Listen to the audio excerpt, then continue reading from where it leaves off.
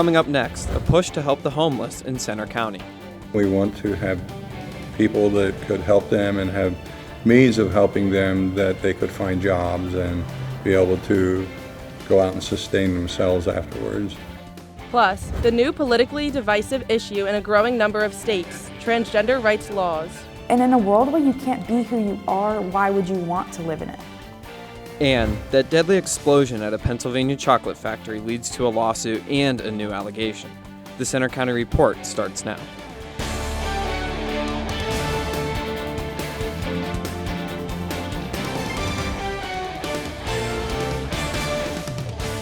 Good afternoon, I'm Morgan Bull. And I'm Noah Dragulis. Thanks for joining us for the Center County Report. Our top story.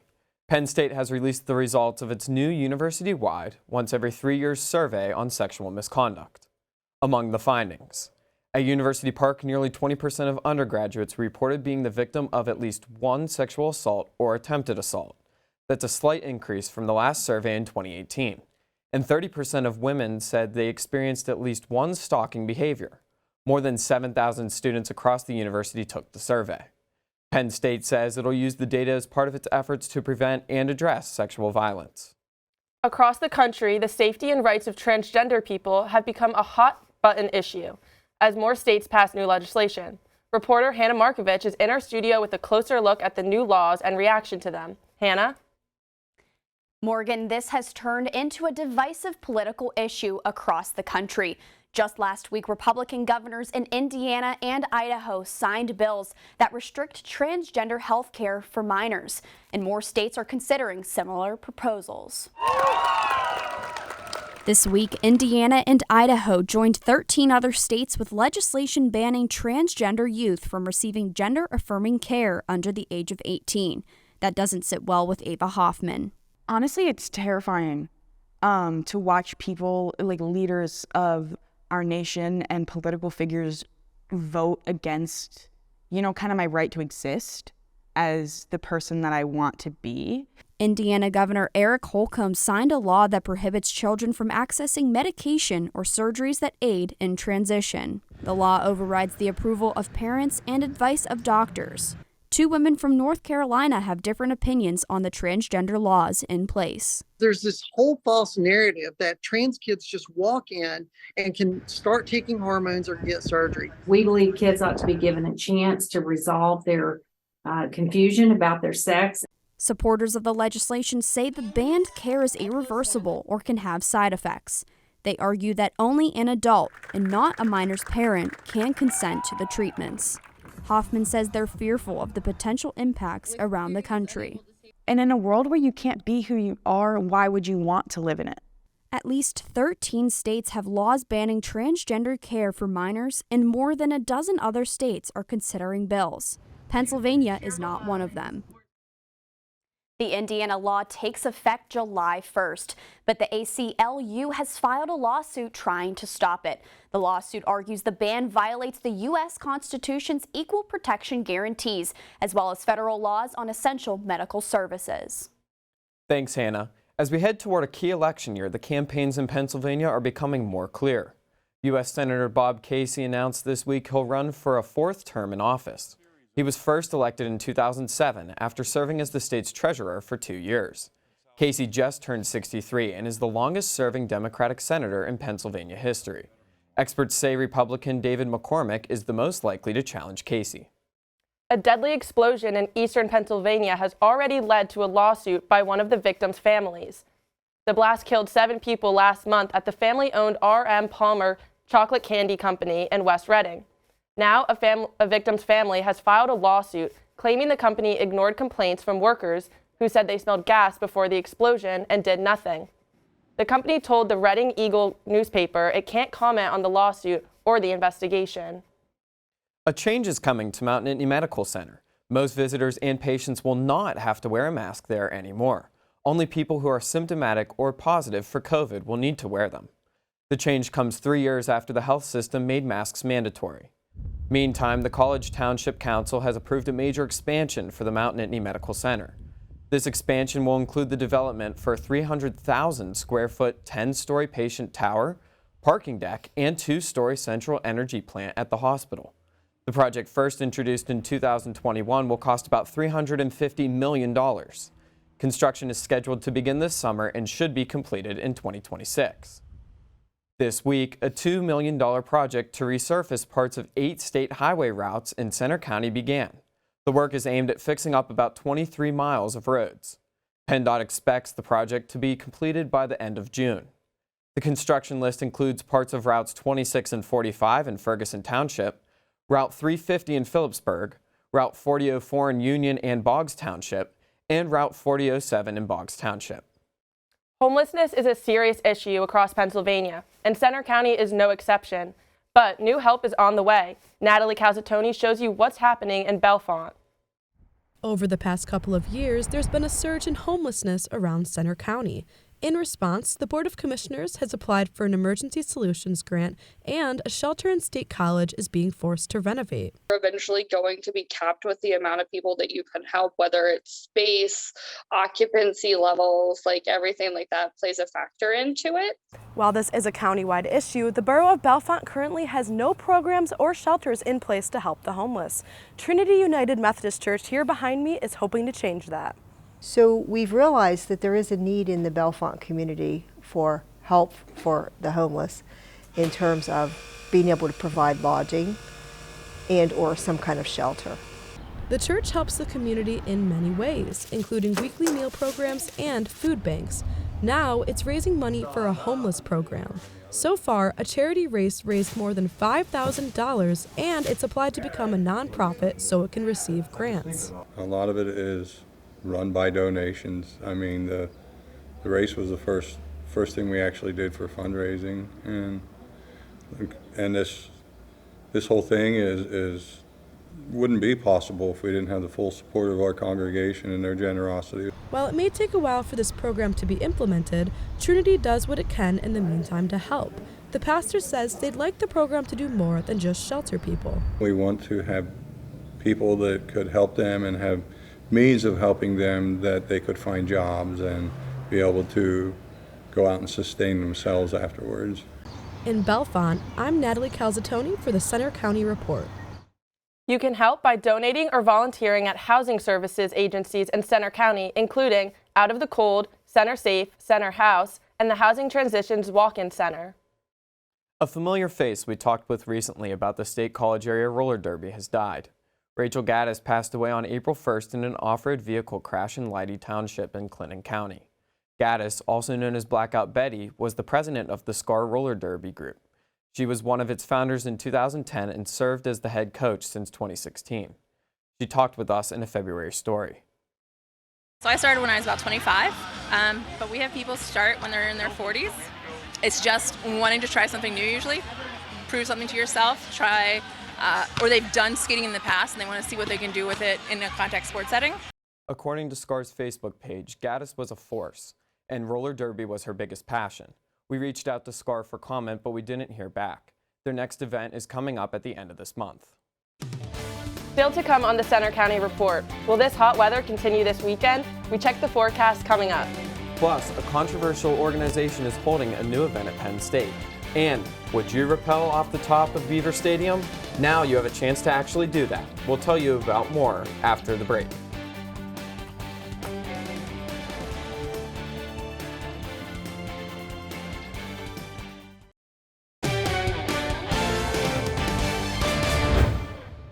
A Penn State student organization that sparked controversy last fall with an event on campus is planning a new event later this month.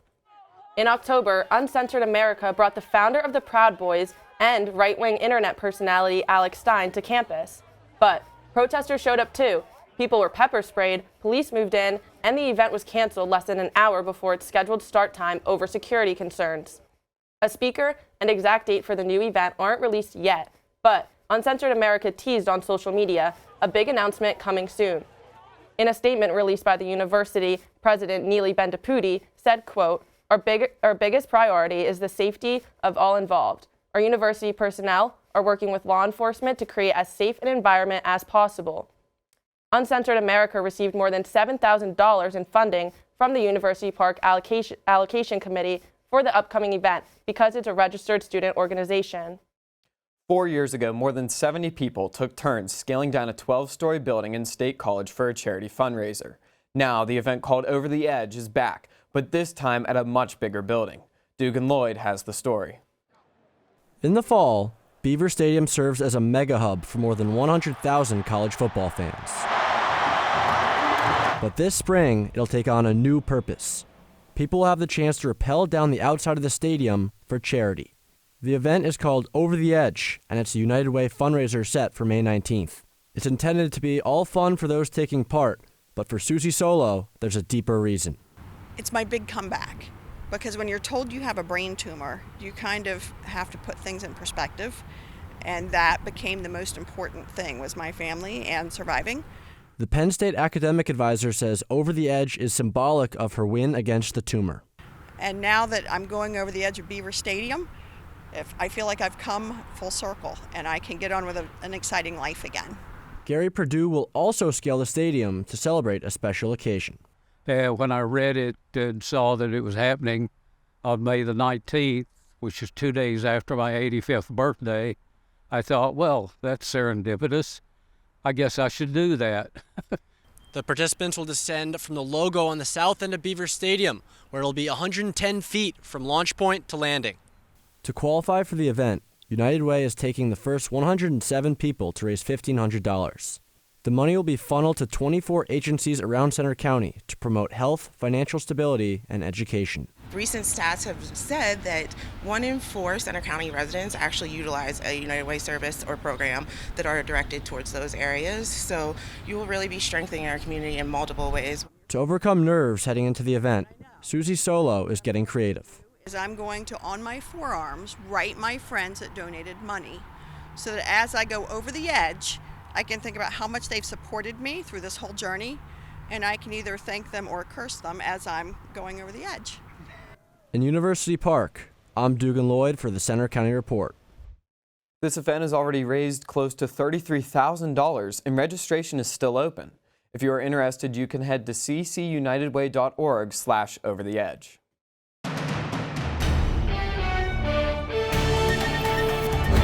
Well, we made it to 86 degrees yesterday. That was a record. We broke it. We broke the record of 83 degrees. And I think we're going to go for another one today. It's all going to be under hazy sunshine and high clouds. Currently, temperatures are well above average for this time of the year and time of day as well. Currently, we are sitting at 77 degrees, all under, again, hazy sunshine. We are sharing the warmth, that is, throughout the rest of the Commonwealth, where some of our friends in Eastern PA, Allentown, and Scranton are already above 80 degrees. Now, just to note, these temperatures already are upwards of 20 degrees above average for our average daytime highs. So we're going to keep getting warmer throughout the day. So our temperatures are going to keep rising above more average. So again, as I mentioned, some more clouds are moving into the picture, moving from south to north for hazy sunshine early in the day, making way for some more overcast skies as our evening progresses. And here's our next storm system coming into view now over the mid-Atlantic region of the U.S. This is going to be our Saturday system as it threatens our blue-white forecast. I think we'll be dodging some scattered showers and storms for the day on Saturday. And then here in the Midwest, this is going to be our Sunday system, bringing with it some breezy and cooler conditions to start our week ahead.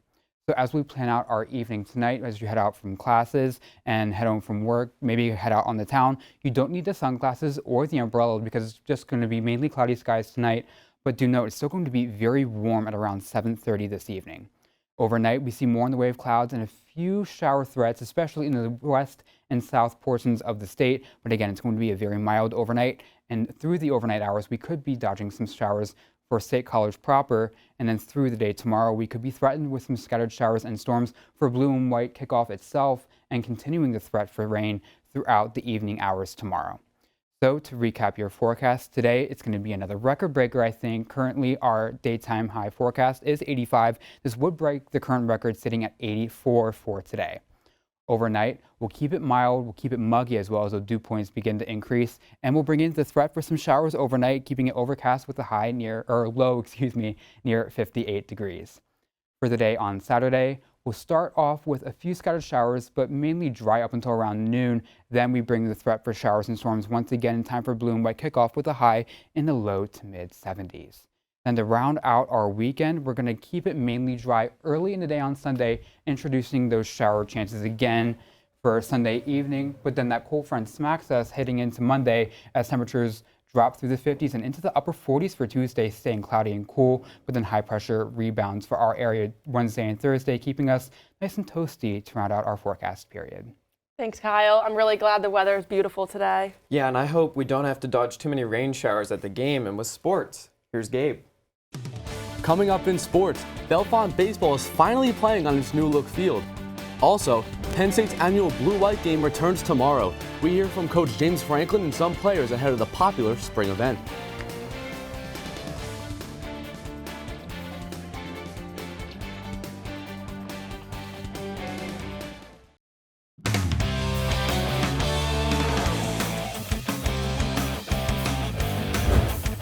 I'm Gabe Angieri with sports. Penn State football has the annual blue-white game at Beaver Stadium in just over 24 hours as spring practice wraps up. Our reporter John Drager was at practice this week for the final preparations ahead of the scrimmage. Tomorrow, thousands of fans will make their return to Beaver Stadium for the blue-white game. It marks the final spring practice day for Penn State, with some depth chart spots still up in the air. I think there's still some question marks in terms of depth at D tackle that we got to get resolved there. And then I still think there's still a question mark at wideout. Others include the running back duo of Nicholas Singleton and Katron Allen, building on top of a season where both rushed for over 800 yards. Franklin says these valuable spring practices help the younger players develop. They're obviously bigger, stronger, and faster than they were a year ago. Not only are they faster out here running 40s, but they're faster in terms of understanding the playbook, understanding college defenses and schemes. Last year, the lack of offensive linemen caused a different approach to the blue-white game. Now with more reinforcements, that means iron sharpening iron. I think competition drives excellence. So, I think that the competition in the room is just kind of making us all better as a whole. The blue-white game provides a game-like experience that players crave. For Allen, it's all about making a point. Just anytime being on the field, you feel me? I always got something to prove. So now, it's time to take it to Beaver Stadium with a large crowd to get a taste of what next season will be like. The blue-white game will start at 2 o'clock tomorrow, but the festivities will last all day with a blue-white boardwalk on Curtin Road next to the stadium. The high school baseball will pick it up at John Montgomery Ward Field in Bellefonte, where the Red Raiders try to get back to their winning ways. The Bellefonte Red Raiders looked to right the ship yesterday at their newly renovated home field against Phillipsburg Osceola after dropping their home opener to Mifflin County. The game began with good pitching and solid defense, but offense was few and far between. So the Raiders will have to wait to celebrate on their home field, dropping this one 4-2. Their next game is away against Huntington today at 4:30 p.m. Turning to Penn State men's volleyball now, the Nittany Lions were able to win their third straight EIVA regular season title. The number 3 ranked Nittany Lions will wrap up their regular season this weekend, hosting 12th ranked Charleston. Both teams are preparing for the EIVA tournament that will be played here at University Park next week. The Lions are winners of 7 of their last 8 matches and will look to keep the momentum going. Now on to men's lacrosse, the 7-3 Nittany Lions are winning big. They're off to Michigan this weekend. The Lions beat number 6 Johns Hopkins 12-11 last Saturday in double overtime. The Blue Jays struck first, but Penn State rallied back. After trading leads for the length of regulation, Kevin Winkoff scored the game-tying goal for the Lions, sending the match to overtime at 11-all. Ultimately, it was Winkoff himself who netted the game-winning goal with 52 seconds to go. And the Penn State women's lacrosse team has been working hard all season, and they're celebrating a big win against number 10 Maryland last night. The Lions beat the Terrapins 12-7 on a warm night at Panzer Stadium. This marks Penn State's first top 10 win since 2021 against the Terrapins, while also snapping Maryland's current 9-game winning streak this season. Emma Kelly led the Penn State offense with 4 goals. Penn State faces Johns Hopkins 1 week from tomorrow for their last game of the season before heading into the Big Ten tournament. That's all for sports. Now back to you guys at the anchor desk. Thanks, Gabe. Coming up next, the lineup is announced for Penn State's end of the school year outdoor concert, Movin' On. See who will be playing after this break. Penn State's student-run music festival, Movin' On, has announced the lineup for the April 28th concert. The headline act is JID, followed by Coin, Neon Trees, Upsall, and Mellow Honey. The music festival will be held at Penn State's IM Fields. Gates open at 3:30 p.m. and admission is free, but you have to be at least 18 years old to attend. I had so much fun at last year's concert, but can we please get some nice weather for once? Yeah, I mean, rain or shine, I'll definitely be there. That's all for today's newscast. We hope you'll join us next Friday for another local news update. But you can follow us anytime for breaking news and watch our stories on our Center County Report social media. You'll find us on Twitter, Facebook, Instagram, and YouTube, and our website. Have a great weekend.